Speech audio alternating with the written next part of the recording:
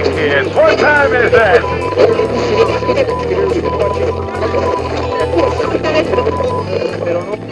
All right. Keith here from GeekTime TV, and I got a little bee in my bonnet recently because this is the 50th year of Iron Maiden's existence. The band was formed in 1975 by Steve Harris, and they are going to be going on a 2-year tour starting in Europe in May called the Run for Your Lives Tour, where they're only going to play songs off their first 9 studio albums from Iron Maiden 1980 through Fear of the Dark 1992. And I pulled out my Iron Maiden collection, and I've been listening to it non-stop lately. Really getting into it, especially the later albums, which I kind of, listened to once or twice, when I first heard them, and kind of, didn't think much of them. I wasn't really into the band at the time, but I got to tell you, I have a whole new perspective on it, and I'm like, you know what? I did the Kiss album ranking last year. Let me go with one of my other favorite bands, Iron Maiden, and we'll see what I think currently of the Iron Maiden discography. Subject to change, of course, because the thing with music is, it depends on what kind of mood you're in, what's going on around you, what season we're in. It always has a different effect on you at different times. And of course, throughout your life, your perspective changes on certain things. So I've graded them here from most excellent, very good, solid, mid, and oof. Oof as in missed the mark. So let's get into it a little bit, shall we? Starting with the first album, Iron Maiden, released April 14th, 1980. And it was produced by a guy named Will Malone. This album featured guitarist Dennis Stratton for his one and only time on an Iron Maiden album. And on drums, Clive Burr, Steve Harris, Dave Murray, of course. And the singer was Paul Di'Anno, the original singer. And the thing with this album, which was groundbreaking, 2 things I can think of that were groundbreaking in 1980 with this album. One, the Derek Riggs album art, introducing Iron Maiden's now famous mascot, Eddie. And he's got kind of a punk look here because, this is kind of a punk feel as an album. And people say Steve Harris hates to hear that, but sorry, Steve, facts are facts. There's a couple songs on here, like Remember Tomorrow, Strange World, that kind of have that Iron Maiden progressive metal feel to them. But overall, it's kind of a punk album. Prowler's a great song. Running Free, Phantom of the Opera is a all-time classic. I like Strange World, Charlotte the Harlot, and of course the title track, which is being cut off at the bottom here. Let me move it up. Iron Maiden itself. So let's go back and give this a grade. This is a really good album. I'm putting this in very good. Just what a hell of a debut, that's for sure. And I just listened to this album the other day, and still it holds up after 45 years now. So, yeah, Iron Maiden. 1981 brought the album Killers. And there was a change at guitar. Dennis Stratton is out, and Adrian Smith is in. The rest of the band is the same. And this album, I didn't like it as much originally, but the more I listen to it, the more I like it. It's got a more polished sound than the first album, and I think that the songs are better written. I don't know. I just like this album a little bit better than the debut. Wrathchild, Murders in the Rue Morgue, great song. Genghis Khan's an excellent instrumental. The title track, Killers, is one of the best Iron Maiden songs I've ever heard. Prodigal Son, I like. I know a lot of people don't really like Prodigal Son. I do. Purgatory Drifter. This is a really, really solid album, produced by Martin Birch, released February 2nd, 1981. Where will I put Killers? I'm going to put that also in very good. So they're off and running, but Steve Harris has a bigger vision. And he feels that the current band with Paul Di'Anno isn't quite working. One, Paul Di'Anno's like partying too much. He's, alcohol and chemical dependencies, and he's not as focused as Steve and the rest of the band. And also that he doesn't have the vocal range to take them where they want to go. Steve's not quite happy with the songwriting, isn't where he wants it to be. So he gets rid of Di'Anno and he goes out on the market and he picks up a guy named Bruce Dickinson and brings him in, and Bruce replaces Paul Di'Anno. The rest of the band stays the same. So you have Adrian Smith and Dave Murray on guitar, Steve Harris, of course, on bass, and on drums is Clive Burr. And they release their seminal album, probably their most famous album to date, on March 22nd, 1982. Just celebrated a birthday the other day. Martin Birch back to produce. Right from the beginning, you can tell that this was different. It's bigger, it's bolder, and Bruce Dickinson has the vocal range to take the band to that next level that Steve Harris wanted to go. Starts off with Invaders, which is kind of sounds like a leftover from one of the first two albums, maybe. And then you get into it. Classic after classic. Children of the Damned. The Prisoner, based on a TV show I love called The Prisoner. If you haven't seen it, check it out. It's on Amazon Prime. Old 60s spy show where this secret agent wants to retire from the agency and ends up in this village that he can't get out of, where he's being spied upon constantly. It's great. 22 Acacia Avenue, which is a sequel to the Charlotte the Harlot song from the first album. Number of the Beast, the title track. Classic. Run to the Hills, their first big mainstream single. Gangland, which is probably the weakest on here. I don't really like Gangland. And Hallowed Be Thy Name, which could be arguably the best Iron Maiden song ever recorded. Classic album cover by Derek Riggs. In fact, I have the little action figure on the shelf over there. I should have grabbed him. Where will we put Number of the Beast? Right there. Most excellent. Just great album. Top to bottom. All right, moving on. Iron Maiden at this time, by the way, much like Kiss, I'm a fan of Kiss, and they were putting out 2 albums a year regularly for the first couple of years they were out in existence while touring. Iron Maiden, very similar situation. So you have Iron Maiden 1980, you have Killers 1981, Number of the Beast 1982, 1983, Peace of Mind, May 16th, 1983, produced again by Martin Birch. They found their producer, and I think Martin Birch was he's the unsung hero in the whole story of Iron Maiden, because it was, I think, as a producer, he came in, and I'm going to get to this later, but he had some say in what was going on, and he kept them, I think, focused, and he kept the vision, moving forward.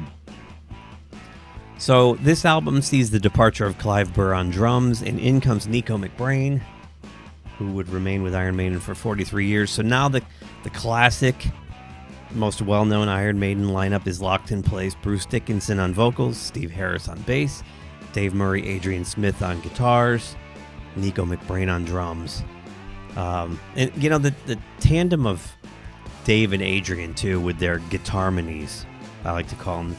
They harmonize those guitars. Classic Iron Maiden sound. So this album introduces us to Nico right away. Where Eagles Dare. This great drum fill. Punches you right in the face, based on a famous movie. Where Eagles Dare. Revelations. Some people don't like it. I love this song. Flight of Icarus, their second big single, an MTV video, kind of a pop single. Die With Your Boots On ties into Where Eagles Dare, another kind of military-themed song, followed by The Trooper, probably their most famous song ever, and still a classic. If you don't like Iron Maiden, I know you've heard The Trooper. Still Life, little poppy, dancey. Quest for Fire, this is the one song I find really stupid. I really hate the opening lyric. At a time when dinosaurs walked the air. This goofy. Sun and Steel, and then a song, for those of you who really like the new Dune movies, To Tame a Land is about Dune, so that's worth a listen. So let's go rank Peace of Mind. And I got to tell you, back in the day, in the 80s, when I was really into Iron Maiden, Peace of Mind felt like a bit of a slip from Number of the Beast. These days, I tend to listen to it more than Number of the Beast. Now, I don't know if I think it's better than Number of the Beast or if I've just got Number of the Beast fatigue from listening to it so many times. So I'm not sure. But I do know this. I pull it off the shelf first. So therefore, I should probably put it right there with Number of the Beast, right? Based on that pure logic alone. I don't know. But right there, 4 albums out of the gate that are really borderline masterpieces, every single one. But they weren't done there. 1984. A year later, September 3rd, Martin Birch again, driving the bus, we get Powerslave. And first off, the Derek Riggs cover, as you can see here in front of me, is probably, arguably, his best, if not runner-up. This album was the first one I ever heard. This album was the first one I ever bought. I wasn't really into Iron Maiden yet. I was in high school. I was a sophomore in high school when this album came out. And my friend Frank Doyle, howdy Frank if you're watching, brought it into art class. And I was looking at the cover and looking at the songs. And I was kind of looking for something new to listen to. I was a little motleyed out. A little Kiss was, I was just kind of looking for something different. And I was just enthralled by the art and everything. And I wasn't sure I was going to like the music because Iron Maiden, sounds scary. But I took a flyer, I went and bought it, and I was not sad that I did this. My gosh. Ace is high. 2 minutes to midnight. The best 1-2 punch to open an album, I've ever seen from this band. Lost for Words. Goofy title, but a good instrumental. Flash of the Blade is Bruce Dickinson. If you don't know, Bruce Dickinson is a bit of a polymath. He's into a lot of different things. He's got interests in all sorts of things. And not only that, he has a competency. He's very good at them when he tries them. And one of them is fencing. So he wrote a song about fencing. And there's another song here, The Duelists by Steve Harris. Just great. And then Back in the Village is yet another song about the show The Prisoner.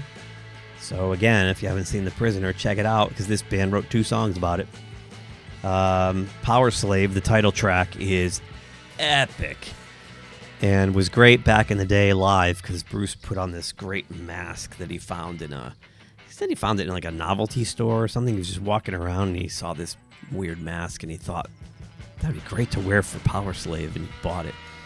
And at the time, Rime of the Ancient Mariner, 13 minutes was crazy. Like a 13-minute song? Are you kidding me? I'm not going to listen to that.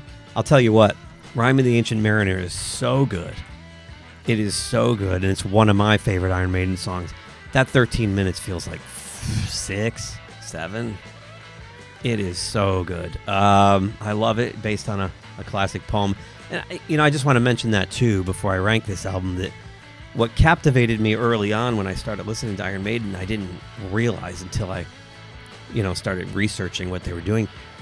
most of their songs, if not all their songs, they're based on a point in history, famous novels, poems, figureheads, historical figures, pop culture, movies and television shows.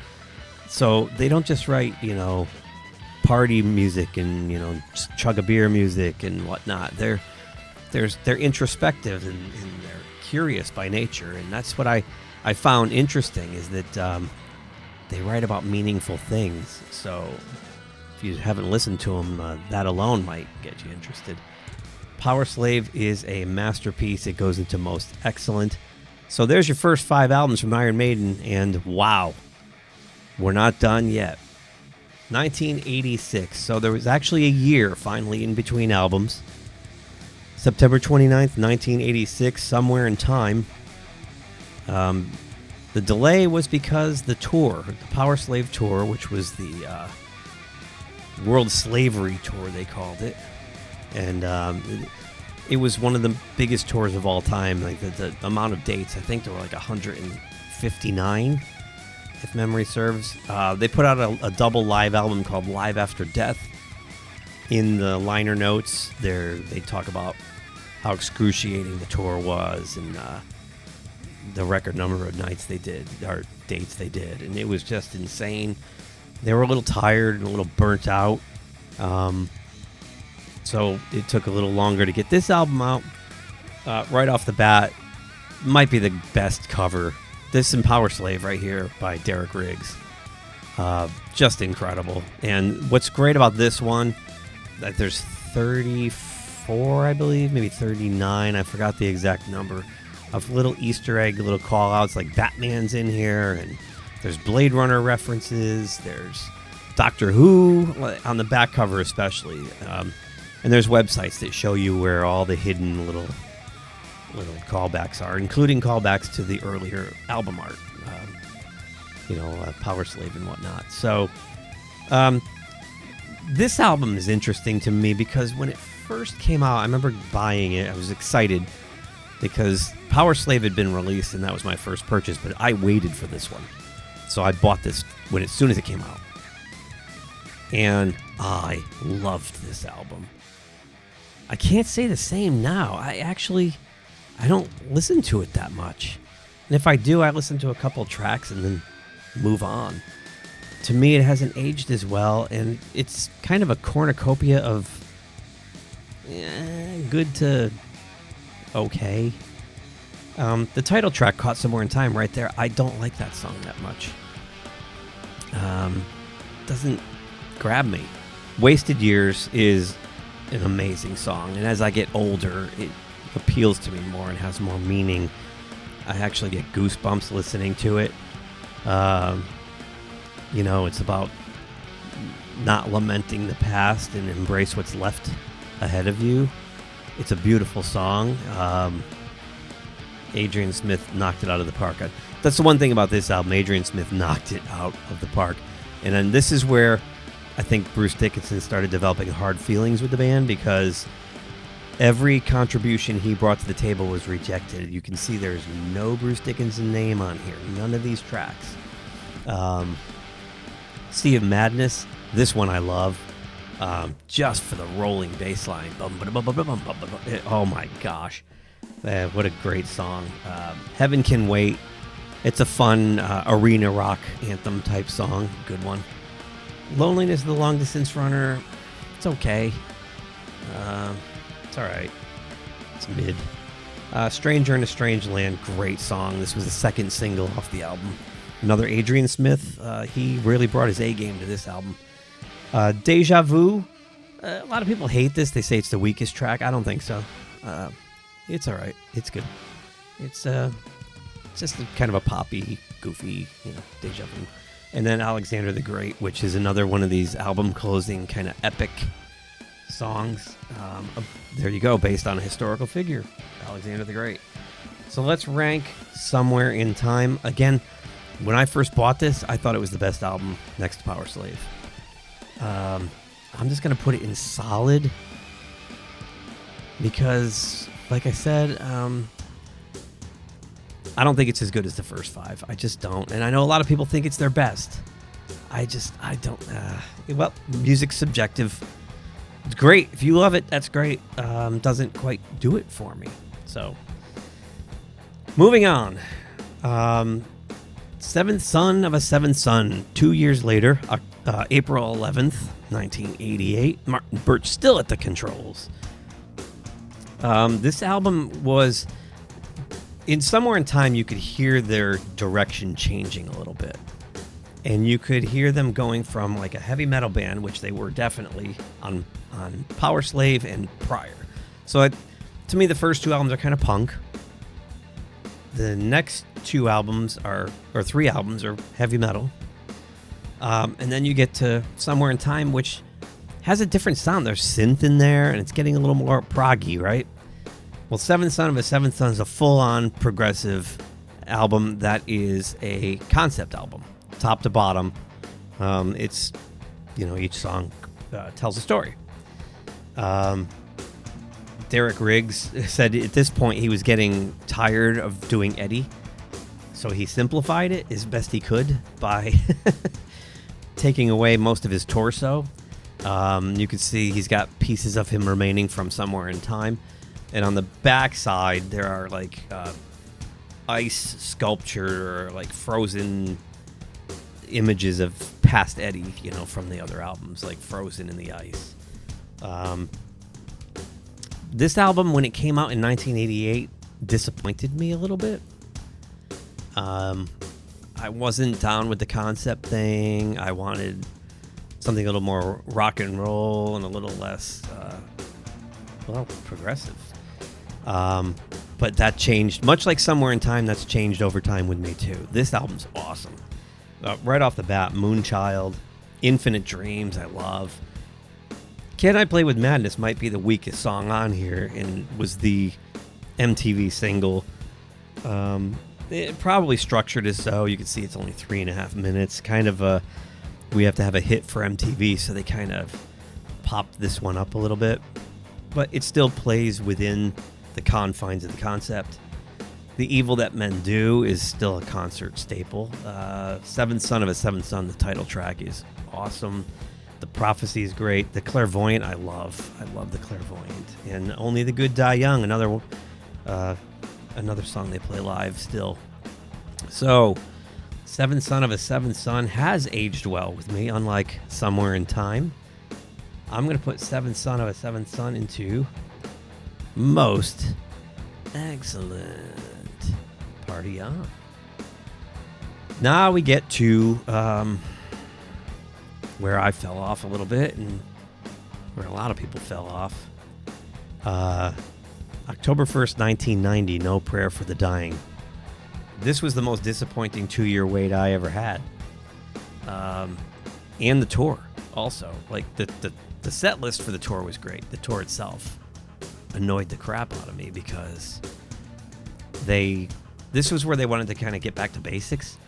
Let's get back to basics. We did those, rock opera, progressive, concept albums. Let's get back to straight up heavy rock. And I think Adrian Smith quit the band at this point. He was unhappy with the direction they were going in. Bruce was definitely not happy and working on breaking out into a solo career. This album's not very good. I don't hate it as much as a lot of people, but what a letdown this was at the time. And the stage show was just as scaled back. They just had like tapestries. They didn't have the big, if you look at the Powerslave tour and the Somewhere in Time tour, they had the big stage sets and the effects and pyro and, it was just so scaled back.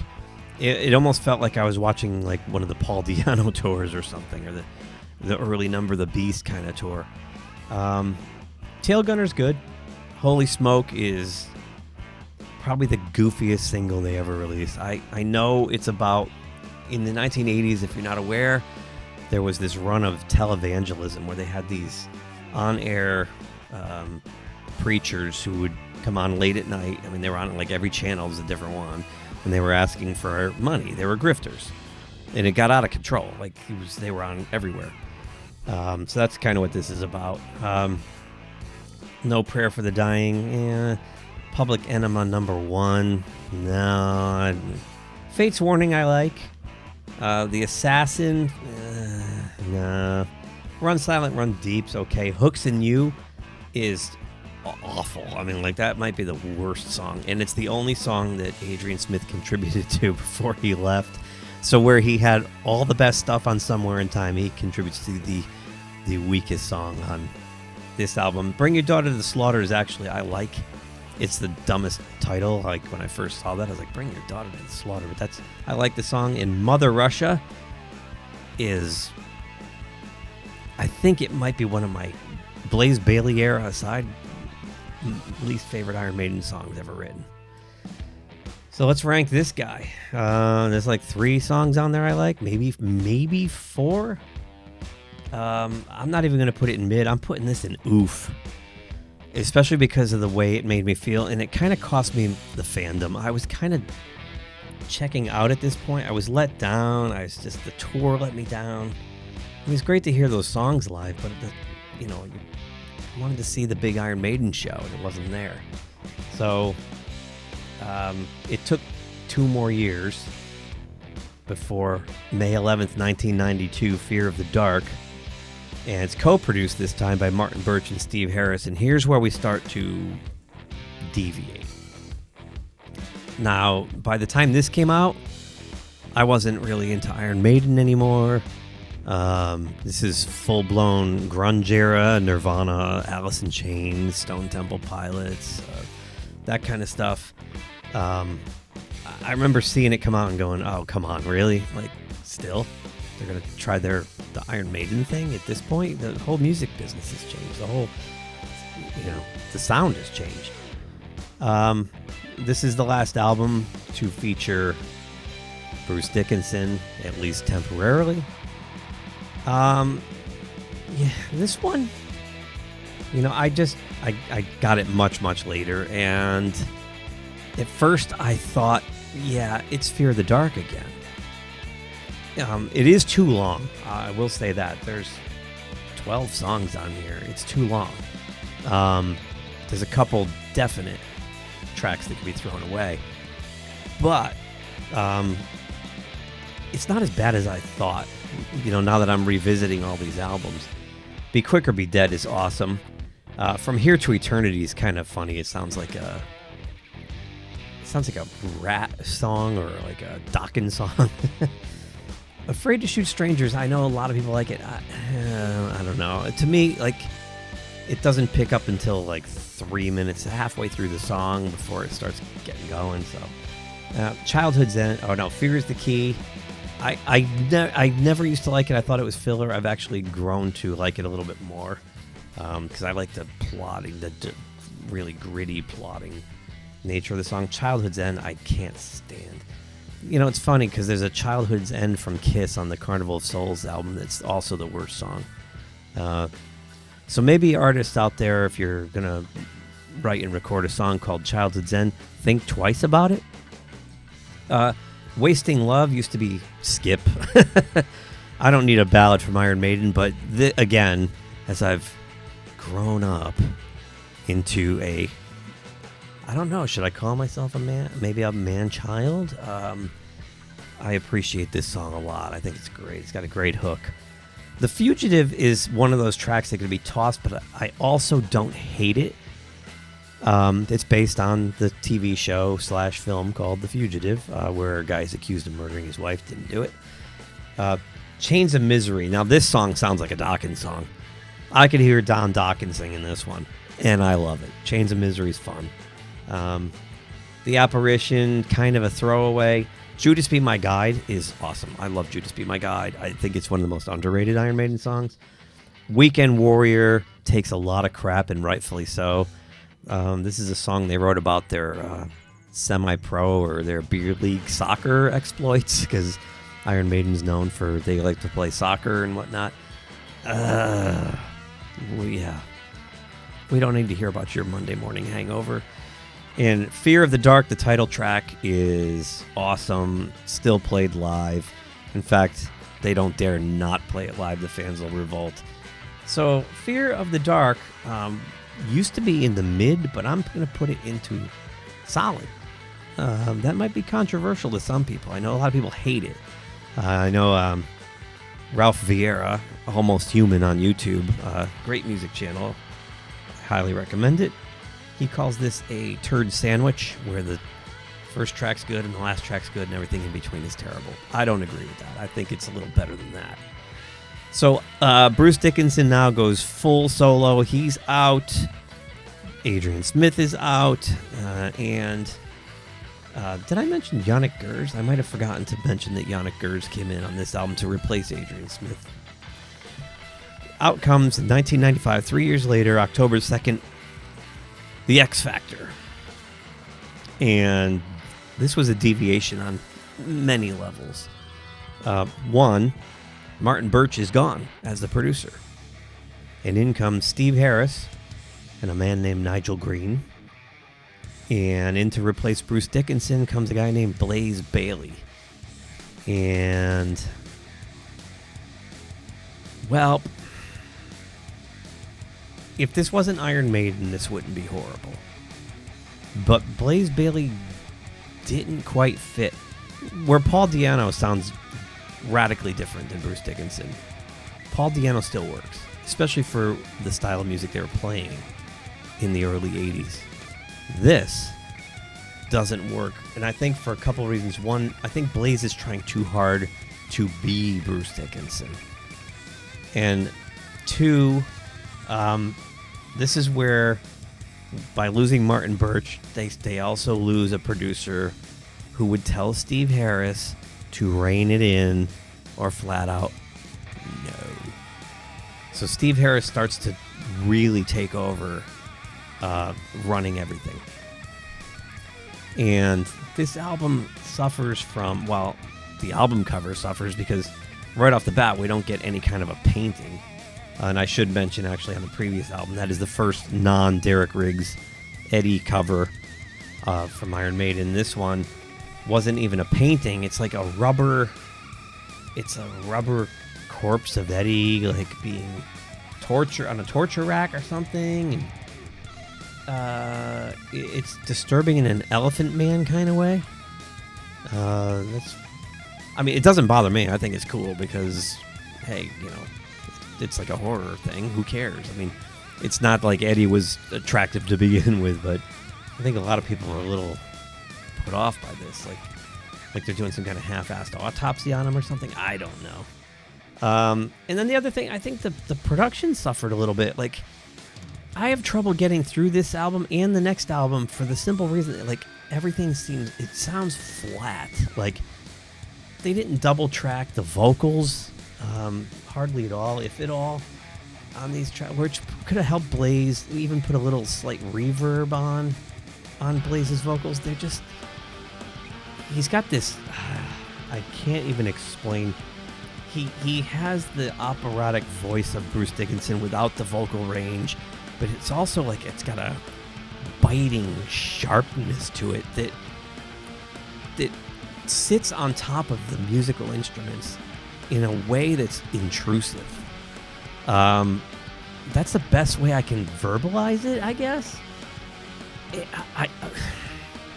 The other problem with this album is that, like, Steve Harris was going through, like, a brutal divorce, and I guess he was just angry at the world. So this album is, like, it's a Debbie Downer of an album. That said, and I just listened to it again yesterday before I did this because I'm like, this is the one album I give the least attention to. Let me run through it one more time. It's another one of these mixed bag albums where the first couple tracks I kind of like, and then it starts drifting into just, I get bored. It gets boring until 2 a.m. I like it. But Sign of the Cross I actually like. It's a little long, clocking in at over 11 minutes, but I do like it. Lord of the Flies is decent. Man on the Edge is good. Fortunes of War I don't mind. And then you get into the Look for the Truth. After all these songs, they all just start blending together. There's nothing that kind of jumps out at me, and I start, like, just I was listening to it at the gym, and I was just walking around, just like it was just noise in my ears. Like I was just getting bored with it. 2 a.m. came on. I kind of like 2 a.m. Edge of Darkness is okay. Like it's just, it's a miss. And based on the time when it came out, like the band was already, in my eyes, like over. And then this had to happen. Like, who wants to listen to Iron Maiden without Bruce Dickinson? Not me. I'm going to put this in mid. And that's because the band itself is still solid. You know, like, despite Blaze's struggles. Yeah, and I don't fault the guy. It's just he was put in a really tough spot, taking over for Bruce Dickinson. So 3 years later, they give it another go. Same producing team, Steve Harris, Nigel Green, March 23rd, 1998. We get Virtual 11, the 11th album. So if you hadn't noticed, like, Seventh Son of a Seventh Son is the 7th album, and X Factor is the 10th, so X being the Roman numeral for 10. Get it? Yeah, clever. I like this one a little bit better, actually, than X Factor. It has the same production problems to me. The other thing I noticed about the Blaze Bayley era, and it does continue after this, is you start to hear songs where they repeat the chorus ad nauseum, like over and over and over again. Especially with Blaze's voice, it really grates. Bruce will do some vocal gymnastics in there a little bit. He'll change his inflection or his intonation or the octave, where Blaze Bayley just comes at you with the same thing over and over and over, and it just feels like a record. If you ever had a record back in the day, kids, when it would get stuck and it would keep playing the same thing over and over again. That said, Future Real I do like. I like Future Real. It's funny when I listen to the Blaze album, I try to listen to these songs as if Bruce, or what would Bruce do with these songs?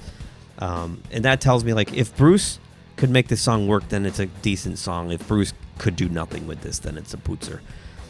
Angel and the Gambler is said pootser. That song is awful, and it doesn't need to be 9 minutes long. Lightning Strikes Twice, another. The Klansman, however, sounds like classic Iron Maiden. The Klansman is probably the best song of the Blaze Bayley era, and I know they do it live with Bruce on recent tours, which I never went to. When Two Worlds Collide is okay. Educated Fools, okay. Don't Look to the Eyes of a Stranger is okay, but it's got that repeating chorus thing. And then Como Estas Amigos. Yeah, it is what it is. So that's also going in mid. I don't hate it, but you got to listen to those two albums in a different mindset. You can't compare it to anything with Bruce Dickinson or Paul Di'Anno. You just kind of treat it like it's two albums from a different band that had guys from Iron Maiden in it or something. Hard to explain, but yeah. If say nothing else about the Blaze Bayley era, is they survived it, and Iron Maiden didn't collapse. Because the good news is, 2 years later, Bruce Dickinson and Adrian Smith return. Now, should we expect these 5 albums, or if you want to call these two 7 or 9, like 1, 2, 3, 4, 5, 6, 7, 9 albums? Could we expect that kind of quality again? Maybe not. Martin Birch is still gone. That's the one person who didn't come back. But on May 29th, 2000, we get Brave New World, and produced by new producer Kevin Shirley and Steve Harris. Kevin Shirley at least has a more polished sound than what was his name, Nigel Green. on these, Bruce 2.0 albums. And when this album came out, I was like, oh, thank God. I mean, right from the first track, Wicker Man, like, thank God. Oh, my God, this is great. It's classic Iron Maiden. In the year 2000, it was kind of just what the doctor ordered.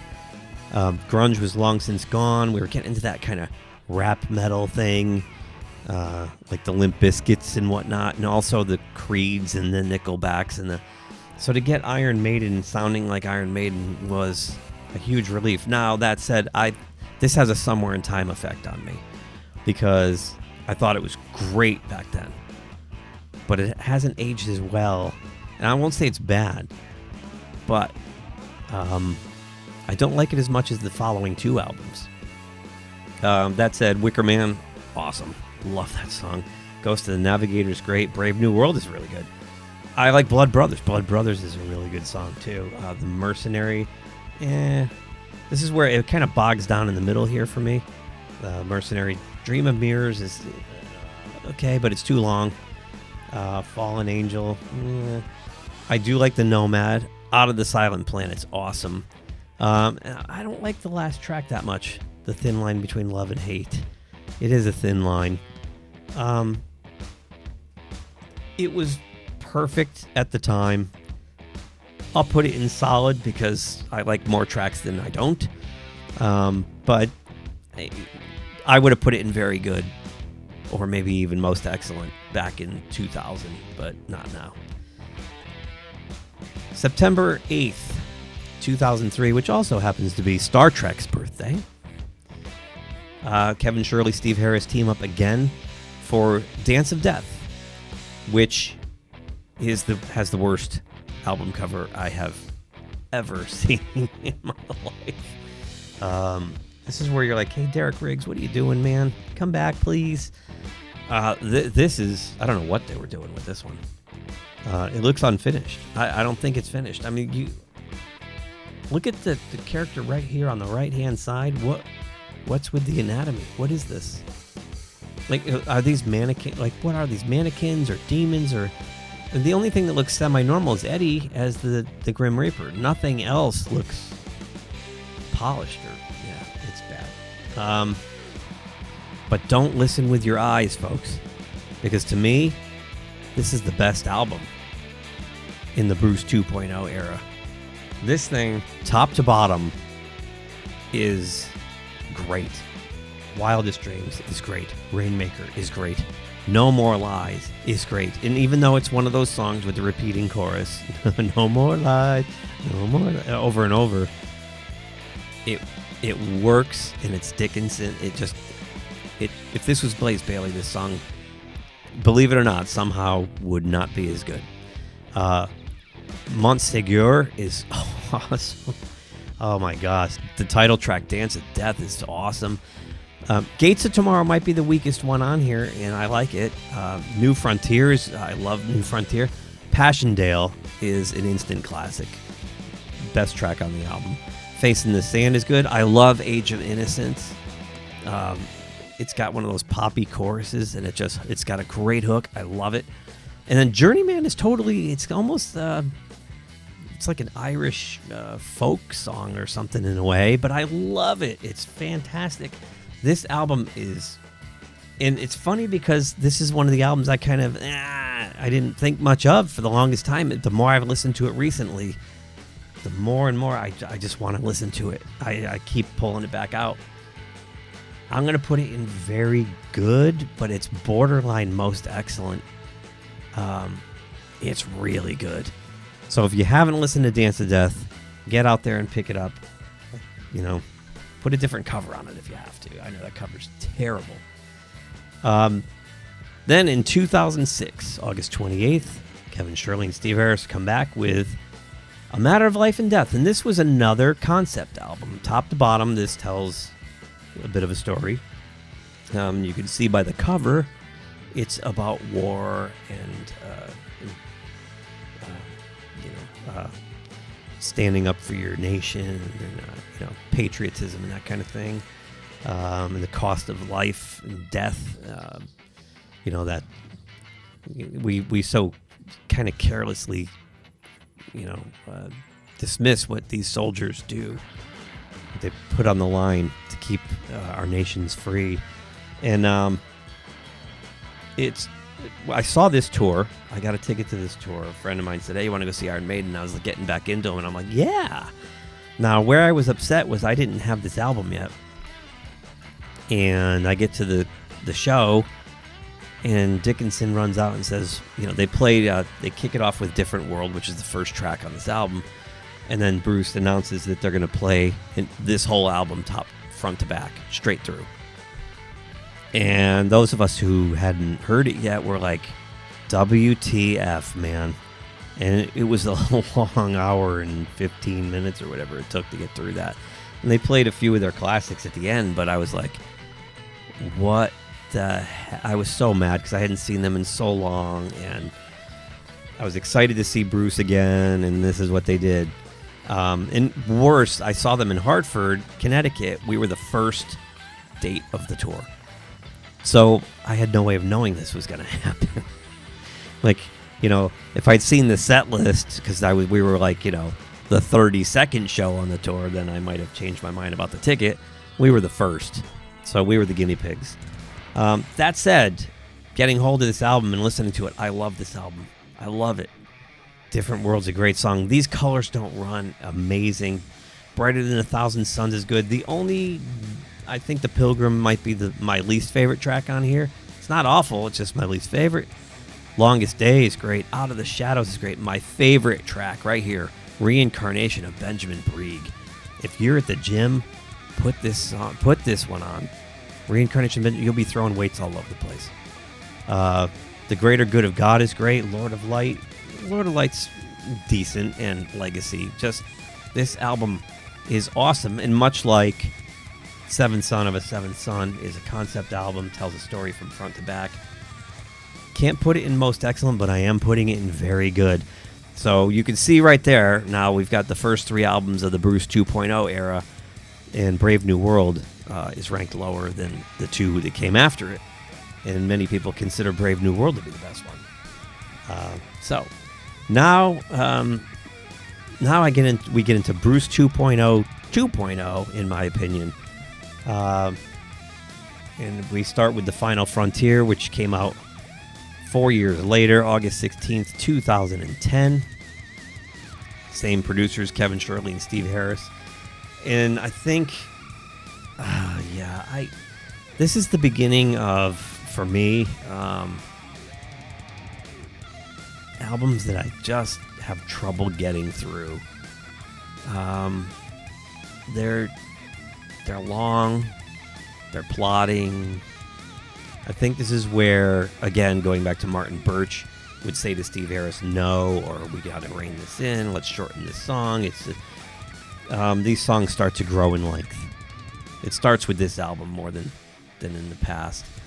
In this album, right off the bat, this first song, Satellite 15, The Final Frontier, should be 2 tracks. It's 1 track, and the first 4 minutes is like instrumental noise.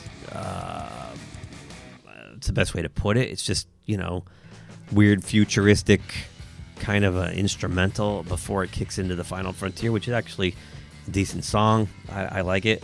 El Dorado I do like. Mother of Mercy, Coming Home's okay. I like The Alchemist. Isle of Avalon's pretty good. Starblind, The Talisman I do like. And the last 2 songs I'm not a fan of.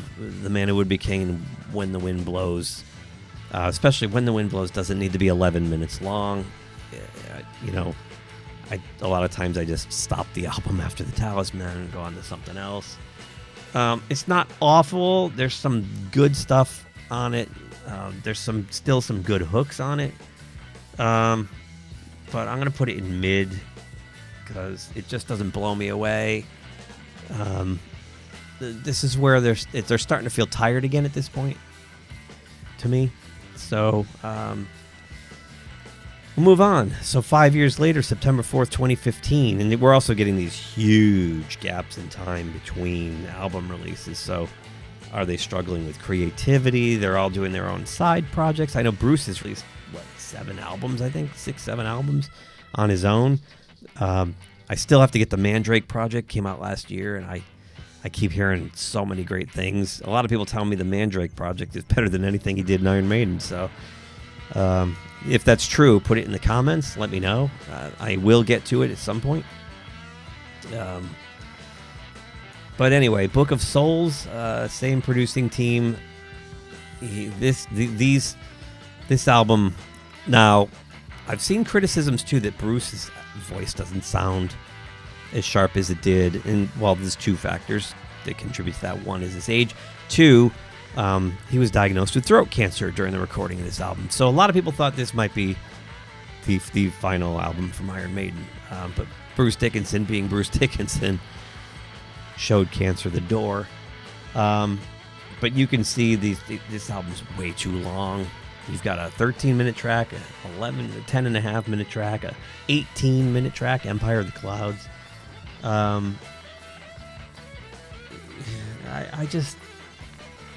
This album is.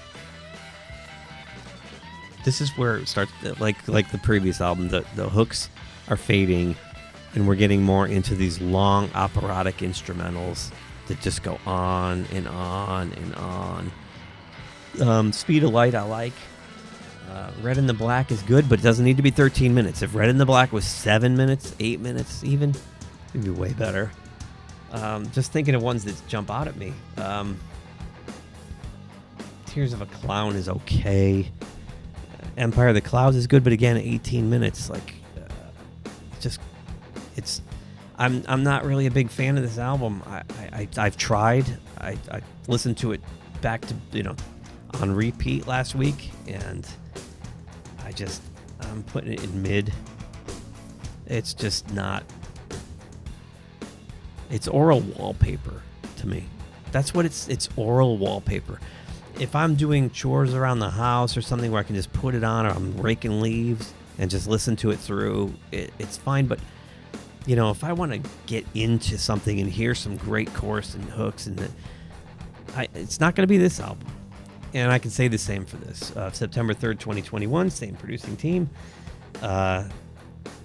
Senjutsu. I think it's a little better than Book of Souls. I do like the first 3 tracks, actually. Senjutsu, Stratego, Writing on the Wall. Lost in a Lost World. Lost in a Lost World almost sounds like something from the Blaze Bayley era. Days of Future Past is okay. I think is that about the X-Men thing? I don't know. Time Machine, Darkest Hours, okay. Death of the Celts is really good. Death of the Celts I do like. Parchment's all right. And Hell on Earth is all right too. But again, the last 3 tracks, 10, 20, 12, 30, 11, 19. The Lost in a Lost World's 9 minutes. Too long. These albums are too long. And for that, I'm putting it also in mid. Those last 3 albums, Final Frontier, Book of Souls, and Senjutsu, whatever it is. Just they are what they are. I like to call them oral wallpaper. They're not horrible, but they're not great. They're just there. So if Iron Maiden does record any more albums, I suggest they go back into their catalog and listen to these, 11 albums in the most excellent to solid category and kind of try to recapture that glory. And someone's got to rein in Steve Harris. I think he's a little self-indulgent. So anyway, that's my Iron Maiden ranking. Would love to know what you guys think. You can love it. You can hate it. Send me your rankings. That'd be great. And if you think, the albums I put toward the bottom here, these 6 albums, I should listen to, I'm missing something, let me know, and I'll revisit them. And of course, I could do this in a year from now, and things will be a lot different. So, because that's just the way it works in music, right? Anyway, leave a comment below. Smash the like button if so inclined. If you haven't subscribed, please do. It doesn't cost you anything, and it helps us out tremendously. So that's it for me. I'll see you guys on the next video. You take care. Bye for now. Thanks for watching GeekTime TV. If you like this video, please subscribe to the channel. If you subscribe, make sure to check the little bell icon anytime someone from our network drops new content here. Want some GeekTime swag? Check out the merchandise available in the GeekTime TV store, linked in the channel description below. Share GeekTime TV with friends, and as always, thank you for your support. We'll see you soon.